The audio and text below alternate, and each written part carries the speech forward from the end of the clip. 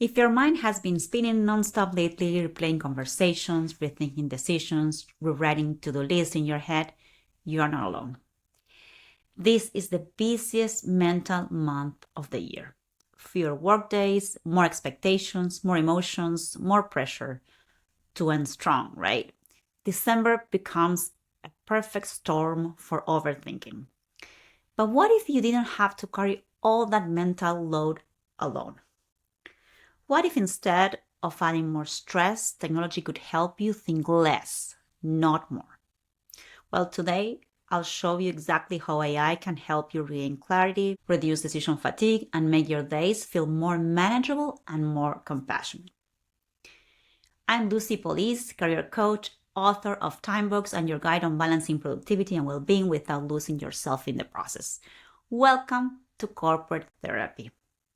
This is the English version. If you also want the Spanish version, you can look for the same episode in this podcast. Now, why December triggers overthinking? December overload isn't just emotional, it's neurological. Your brain is juggling so many things: deadlines, family demands, financial pressure for those extra gifts, last minute discounts that you don't want to miss, social commitments, performance reviews, and worst of all, your own expectations. You get paralyzed. Like we saw on my previous podcast about emotional regulation, your decision making really slows down. And suddenly, even a small task feels super big. For people with ADHD, it's even worse. This overload hits them even harder. What happens is that your brain is designed for stimulation, but not so much. That's when the spiral starts. Overthinking isn't a personality flaw, really. It's really a lot to handle. Your brain is trying to process more than it can hold. And that's where AI, ChatGPT, or any AI tool that you have can help you not to replace your mind, but to give it a break. So how AI can help your brain calm down?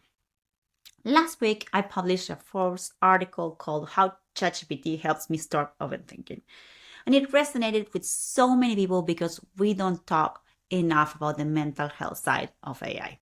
Really, AI isn't just a productivity tool. It's a clarity tool for me, a thinking partner, a mental offload. To me, it's like my 24/7 executive assistant. You give AI a messy thought and it gives you back structure, plan, next steps, a filter, emotional reframing, clarity, direction. When your brain is overwhelmed, structure is like medicine for you. And using AI is a form of cognitive offloading, freeing your mind from holding everything at once. Suddenly, the thoughts stop racing. You have someone to bounce ideas with. You breathe again. You feel that small moment, that small thing. Yes, now I can handle it. So that is why today I want to share some real examples of how I use AI to reduce my mental noise and see if you can use it the same way too. For instance, my number one tool is ChatGPT. It stops my email overthinking spiral.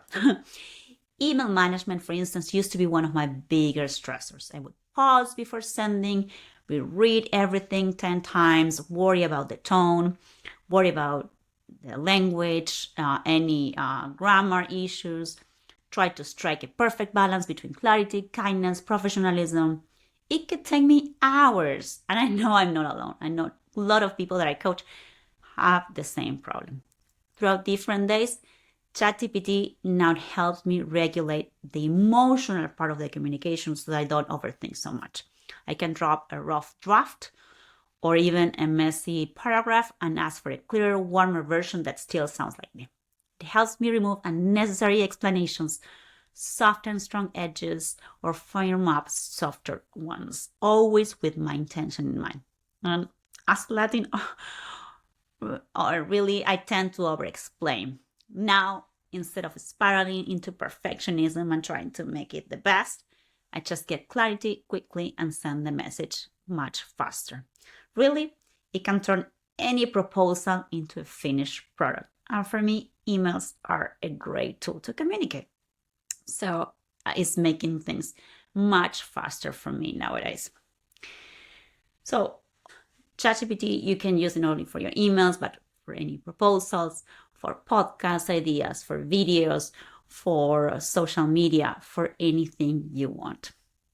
I even have one of my coaches use it to do a performance review, to review the one that he had and make it more professional, more clear. So use it to rewrite anything that you have to do for your work. Another great tool that I use is Sunsama. I mentioned it in the past to help you time box or schedule in your calendar all the tasks that you have, but now it has a new feature, which is automatic time boxing. I really recommend it because I know most of you hate planning. You don't want to spend time planning when you can start doing, right?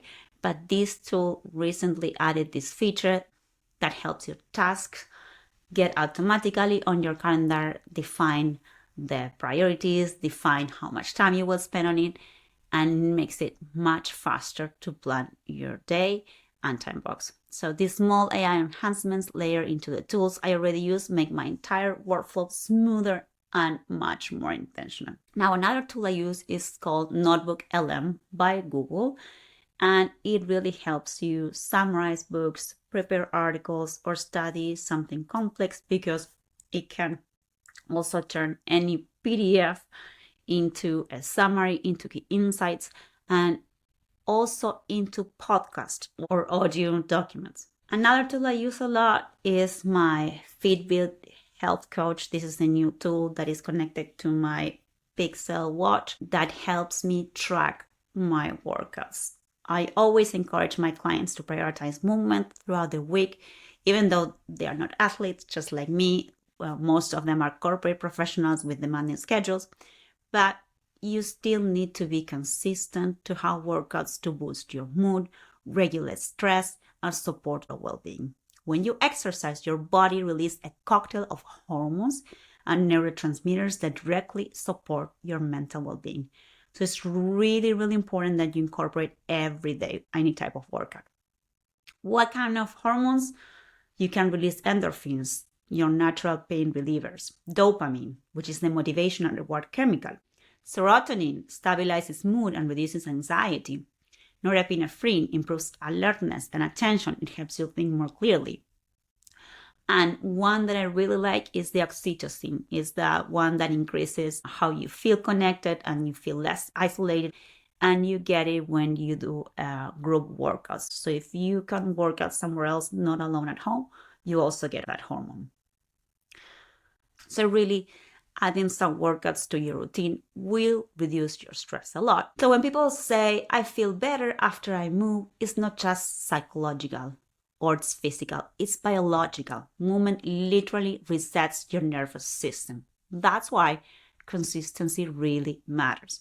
And what happens with most of my coaches is that the hardest part of staying active isn't really motivation or so much time. It's monotony. They get bored. When the same routine every time becomes repetitive, they procrastinate. So what you can do is try to get a tool like Fitbit, Health Coach, or any other tool that you can get to help you make staying consistent much easier. This tool in this case helped me to define the workouts that I have to do every day based on my routine, based on the time I have available. It shows me exactly how to do it. It highlights exactly the things that I want to highlight, maybe more core, maybe more strength, maybe more cardio. And it's also a motivational tool. Sometimes it says, oh, congratulations, you're doing your 5 sessions this week. You really push yourself. Those small messages really create momentum. So try to find your accountability partner with AI. Even you can use ChatGPT for that too, so that you can be more consistent. So with all these tools, remember that they can help you not only with your productivity, but also with your emotional regulation. When you're overwhelmed, your nervous system is in fight or flight mode, and AI can really help you return to rest and focus. Just by simplifying decisions, creating clarity, reducing ambiguity, lowering cognitive load, providing a calm external voice. that's out of your head, and that can balance what your head is telling you, what your ego is telling you. So AI really doesn't replace your intuition. It creates enough mental quietness so your intuition can finally speak. So a simple practice to try this week: whenever you are overthinking an email, overthinking a proposal, or having an idea going on in your head nonstop, just try your ChatGPT, your Gemini, or any tool that you use. Help me turn this into something manageable. What's the next best step for me? What do you think about that? Just as simple as that. That's it. Just start using it. You'll see how you get more used to it. It gets to know you more, and it gets to help you even more each time. Notice how your breath will deepen. Notice how your shoulders will drop. Notice how immediately you will feel less pressure. This is clarity. This is compassion. This is you supporting your own mind. Now, I really appreciate you joining me today. I hope this chapter was useful. If your mind has been racing or overloaded, I hope this episode helps you find a moment of calm. Remember that AI isn't here to replace your thinking, but it's here to help you feel more grounded, more focused, and more in control. So if you have any other friends or coworkers that need to hear this, please share this episode.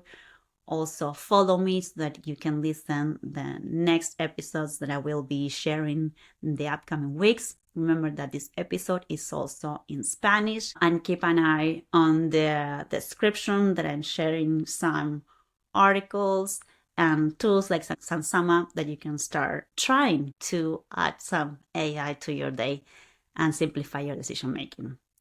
Give your brain that moment of clarity and compassion, and notice how much lighter everything will feel. See you next time, and remember, keep shining. Bye bye. Thank you. Mwah.